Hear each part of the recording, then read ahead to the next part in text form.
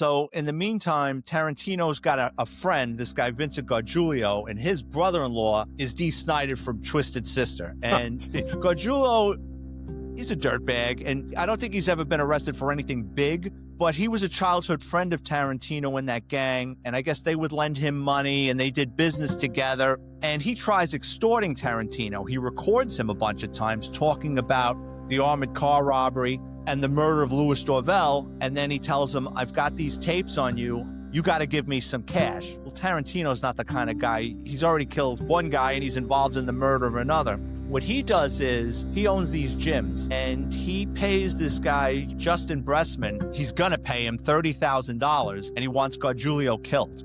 So what they wind up doing is Gargiulo works in Lower Manhattan. He's a crane operator.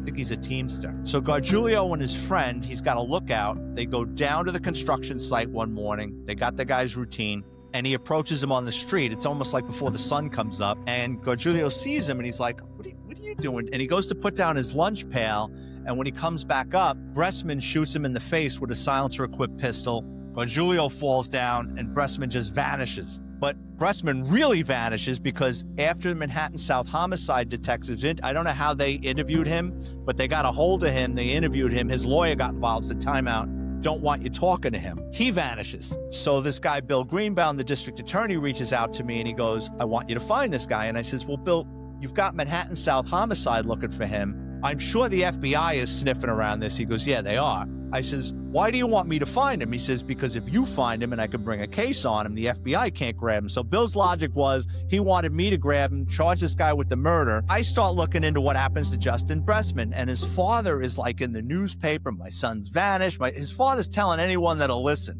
And Bill was of the opinion that it was a smokescreen, that Bressman took off. And Bressman lived in the Bronx, and I figured out his car was burned up in Greenpoint, Brooklyn. Fire department put it out. But it was like when he went missing, he went missing. I mean, no one had heard from this guy without a trace. So I retired from the NYPD, and I'm writing one of my books. I think it was my last book, NYPD Presumption and Dysfunction. And I says, whatever happened to whatever happened to Justin Bressman? So nowadays, it's the internet. I start Googling things, and I find out that the FBI was able to build a case against Christian Tarantino. They were able to secure witnesses. Tarantino winds up getting convicted of the murder of his buddy, Louis Dorvel, the armored car driver, Julius Baumgart. They did not get him for the murder of Giulio. They got him for conspiracy to commit the murder. And to this point, no one has heard or seen, and no one knows what happened to Justin Bressman.